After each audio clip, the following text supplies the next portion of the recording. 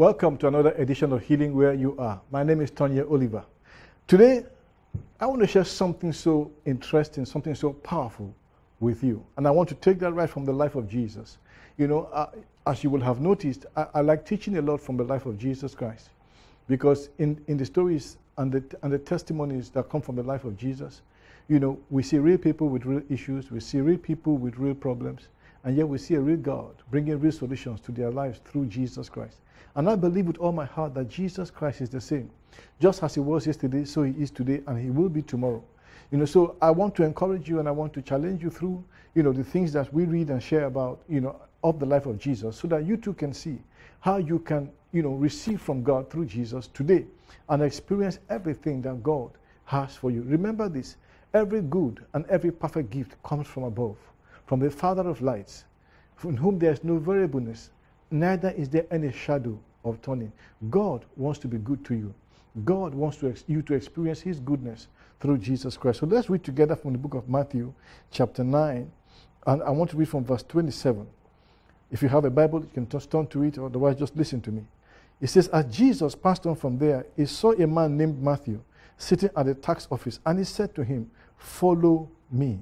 So he arose and followed him. Today, I want to speak to you about, you know, how you can experience your journey from healing or from sickness into health. I want you to start a journey of healing and health with Jesus. Now, the Bible says that Jesus saw a tax collector called Matthew.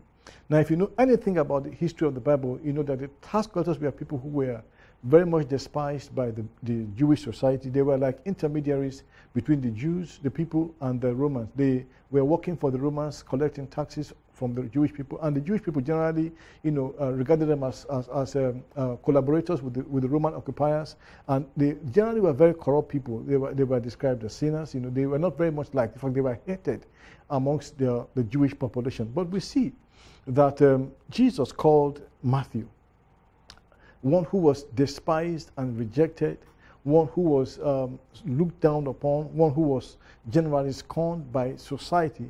Jesus went to him and called him.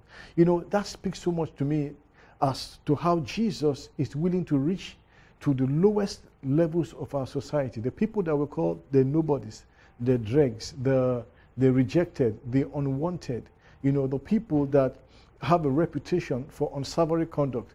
Jesus wants to reach down to them, and he wants to show them the love of God. In fact, Jesus wants to show us all the love of God. And that's why it's important that you understand how you can make this journey, you know, with Matthew, from the place of healing or from the place of sickness or rejection to the place of health. Praise God. Now, listen to this. Jesus came to bring healing to the brokenhearted. Jesus came to bring deliverance to the captives. Jesus Christ came to give hope to the hopeless. Jesus Christ came to give help to those who were weak. Matthew was the picture of one despised and rejected that Jesus came to. In verse 12 of the same scripture, the Bible says that when Jesus heard what people were saying about him, as he had gone into the house of a man called Matthew and those who were publicans and sinners to sit with them and fellowship with them and eat with them, people said, what's wrong with this man? Why is he eating with sinners and publicans? And Jesus said, those who are well have no need of a physician, but those who are sick. Those who are well have no need of a physician, but those who are sick. But go and learn what this means. I desire mercy and not sacrifice, for I did not come to call the righteous, but sinners to repentance. So Jesus was in effect saying that he came to call people who were sinners to bring them to a place of salvation. He came to call us from our sickness, from our death, from our brokenness. He came to bring us to the place where we can be healed and can begin the journey of wholeness. Now listen to me. Everybody who meets with Jesus has an encounter with the divine life. Everyone who meets with Jesus has an opportunity to experience in himself wholeness and healing. When you look at the life of Matthew, Matthew met Jesus, and as he began to follow Jesus, we read about him much later, that he became the author or the channel through which this book or this gospel named after him was written. This was a man who was rejected and outcast, who eventually became one of the pillars of the New Testament church. This was a journey from healing to health, a journey from brokenness to wholeness. And every one of us needs to make that journey. Sometimes, when you come to Jesus and you experience a miraculous healing, when you experience, a deliverance, sometimes people think that's the end. That's all there is to it. No, that's not all there is to it. Your experience of God's healing power or salvation in your body can be the beginning of a life of continual transformation until you become, totally and completely whole in every area of your life. There are people who, when you look at them, outwardly speaking, nothing seems to be wrong with them. Outwardly speaking, they have no sickness, physical sickness that we can see, or disease or conditions that seem to, be obvious. But inwardly, they are broken. And out of their brokenness, you find their lives begin to take, shape and take turns that are totally and completely out of the will of God. There was a woman in the book of John chapter 4 who we read about. This woman, had an encounter with Jesus Christ at the well of Samaria. And when she met with Jesus, to all outward circumstances, she was just one of those women that came to the well to drink water. But Jesus knew that this woman, even though she looked outwardly okay, she was broken on the inside. And when he began to speak to her, the first thing he said to her was, "Go and call your husband." And the woman says, "Hey, no, I don't have any husband." And Jesus said, "You are correct. You have had 5 husbands. And the man you are staying with now is not your husband." Now, many people just gloss through those scriptures, but there's a lesson there. This was a woman that had gone through the trauma and the would you say, the misfortune of having 5 different husbands. And so much so that she had come to the point where she had given up on that institution. She had said to herself, marriage is not for me. And so she decided that instead of going through that trauma one more time, she would just live with any man that would accept her. And Jesus saw that. You see, deep inside of her, there was a brokenness that only Jesus could heal. Jesus said to her, "Give me water to drink." And she said to Jesus Christ, "How do you ask me for water? I'm a Jew, I'm a Samaritan, you are a Jew, we have no relationships." Jesus said, "If you knew who was talking to you and what he has to give to you, you would ask of him and he will give you living waters." Now, what was Jesus trying to say? The Lord was trying to tell her that, woman, there is a need deep on your inside that is akin to someone who is very thirsty, someone who needs to drink, water to be nourished. Now, there's a need inside of you that nothing can satisfy. It's that need on your inside that has taken you from one man to the other, to the other, to the other, looking for something to meet that deep need on your inside. Jesus said, nothing human can meet that need. I am the living waters. I am the one that satisfies the deepest needs of your heart. When you look around us today in the world in which we are, there are broken people all over the place. And that's why today in our society, you keep on finding marriages breaking up, relationships being destroyed. People are doing stuff that are unimaginable. There's a yearning and a longing, a desire in the heart of people that the world itself cannot meet. Somebody said there's a God-spaced hole in every man's heart, that only God-sized hole, rather, in every man's heart, that only God himself can meet. Now, you can try to stuff that hole up, with all kinds of things, with fame, but it's not going to meet, that need. Only God can fill up that space that he has created in your heart for himself. The Bible says there's eternity is set in the heart of man. God himself is eternity. And so you see that it was so for Matthew. Nobody could see, the deep needs of his heart. Nobody could see the brokenness on his inside. They could not see the emptiness on his inside. But Jesus knew that he was empty on his inside, and Jesus knew that only he could meet that emptiness. And Jesus said to Matthew, "Follow me." And so as Matthew began to follow Jesus, Matthew's needs and his emptiness began to be filled, with the person and with the presence of Jesus, with the life that Jesus himself had to offer. And this is what Jesus is speaking out, or is asking every one person who hears the sound of my voice today to do. He's asking you to follow him. Listen to me. Religion cannot satisfy the heart of man for a reality that can only be found in God. The world is full of religion. I am told that there are over 4,000 religions in the world.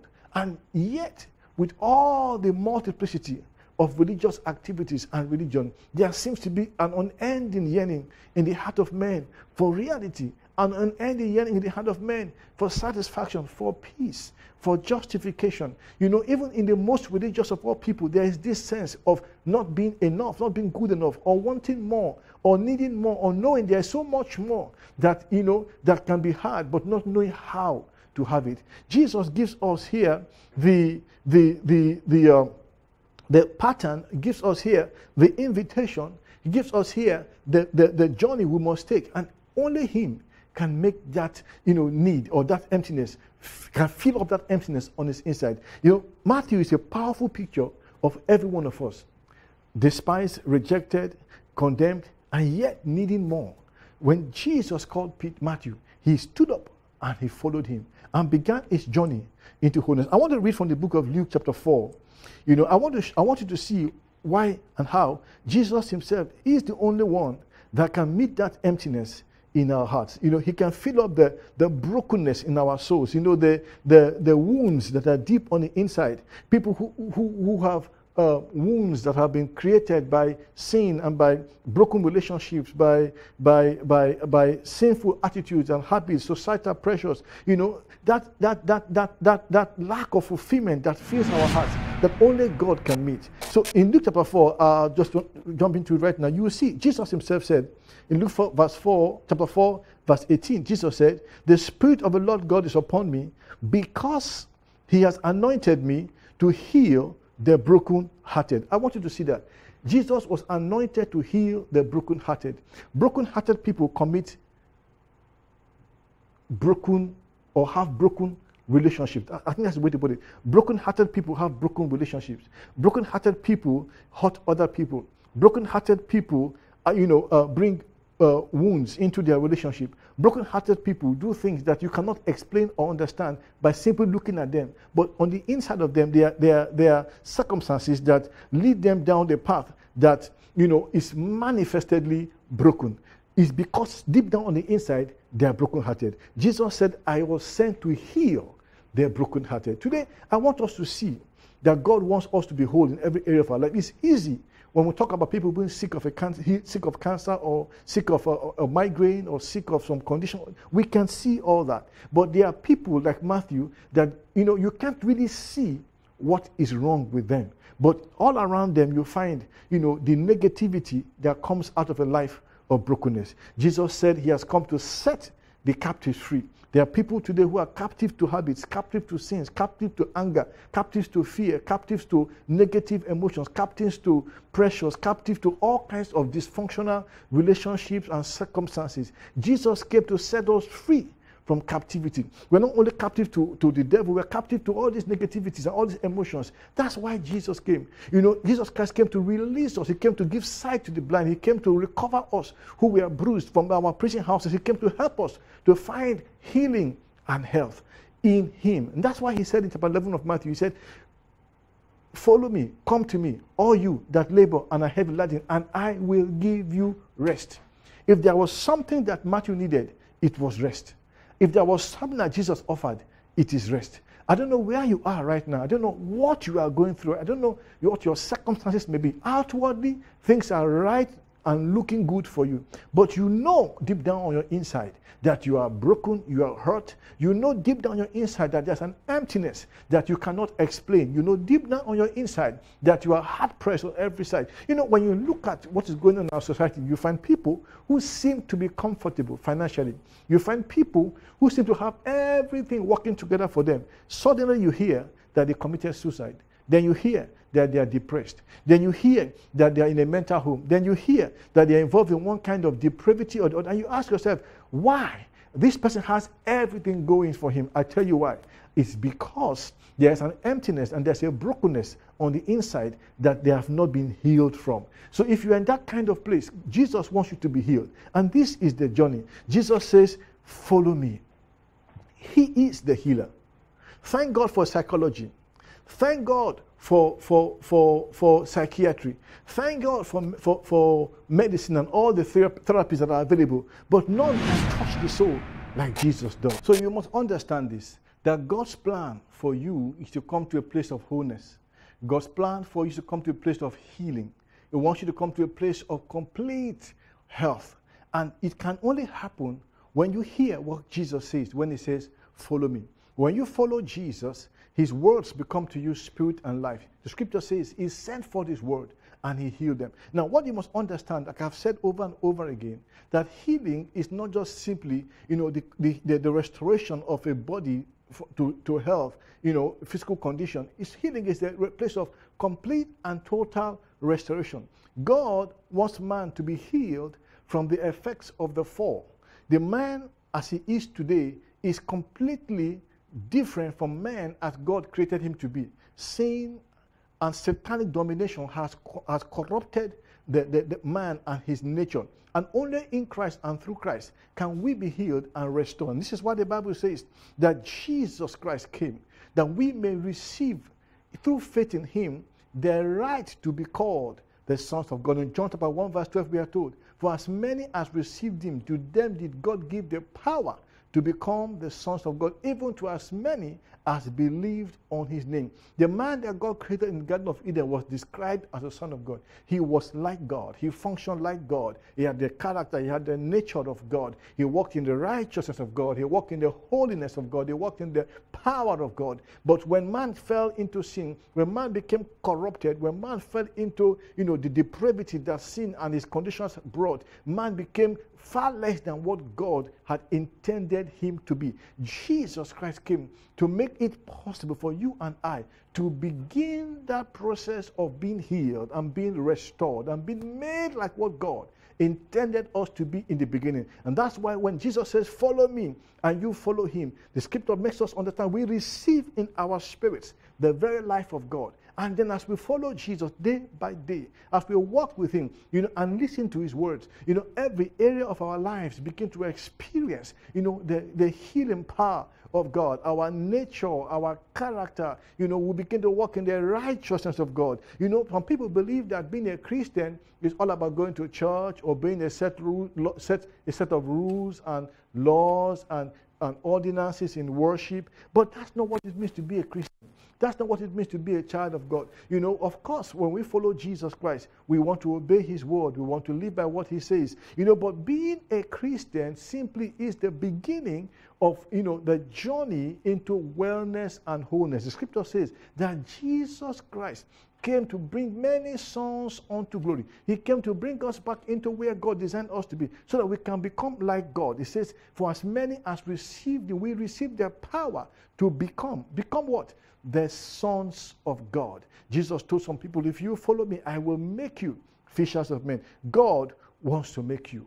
He wants to heal you. And this is why when you come in contact with Jesus, everything in your life that is inconsistent and contrary to the picture that God has painted in Jesus of what you can become like, Jesus begins to deal with it. He deals with the sin in your life. He deals with the sickness in your life. He deals with the brokenness in your life. He deals with those things deep down on your inside that are so much unlike God. He brings you to a place of rest and a place of peace. I want you to understand this, that God's healing presence comes into your life at the very instant when you put your faith in Jesus. He shifts you on the inside. You receive the nature of God. You receive the peace of God. You receive the righteousness of God. You begin your journey from the place of brokenness. You begin a journey into the place of wellness. You move from the place of healing to the place of health.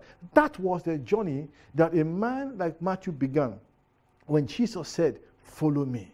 Some people never heard Jesus say, follow me. They thought, when you become a Christian, you start going to church. Of course, people who follow Jesus Christ go to church, they worship. But that's not what it means to be a Christian. To be a Christian is to begin a journey of wholeness in Jesus. It's to begin a journey to wellness in Jesus. And that journey will only end when we are so much like Jesus, when we are completely transformed. We completely bear his image. We completely bear his character in our being, spirit, soul, and body. And this is why, as a minister, I believe that Jesus Christ wants us to help you to understand that we must not accept or tolerate anything in our lives that are inconsistent with what is shown us in his word that he wants to become like. Some people believe that you don't need to give too much time to praying for the sick, because when you pray for the sick, it's not as important to God as the salvation of the soul. But I say no, because God sent Jesus to heal man from the effects of the fall. Both sin and sickness are consequences of the fall.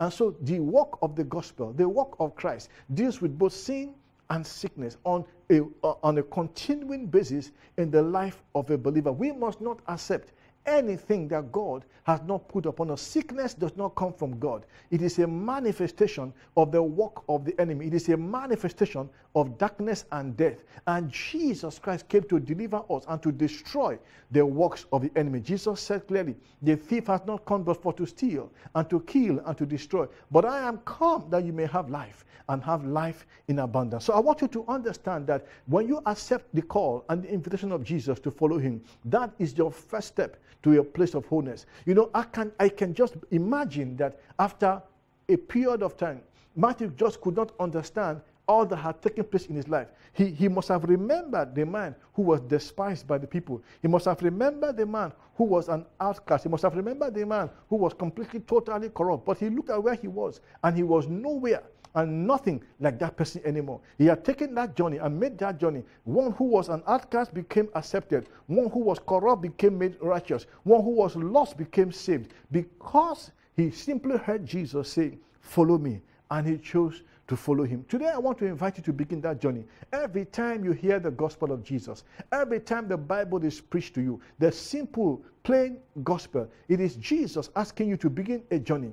It is Jesus inviting you to start this journey with him. He's saying to you, follow me, and begin your journey to wellness. Follow me and begin your journey to healing. Follow me and begin your journey to deliverance. Follow me and begin your journey to the completeness and the revelation of God in Christ. And as you begin that journey, he will heal your body. He will save you from your sins. He will deliver you from every satanic or demonic oppression, and you will not recognize yourself. When you look back at where you are, after a period of time, I remember I made that journey many, many years ago, and I looked back and I said to myself, I remember what I used to be like years ago before I knew the Lord. Of course, I was much religious. Of course, I was much given to going to church, but it was nothing compared to what I am right now. Now we have something more than religion. Now we have something more than just a strict obedience to certain laws and rules and regulations and principles. Now we have a relationship with God through Jesus.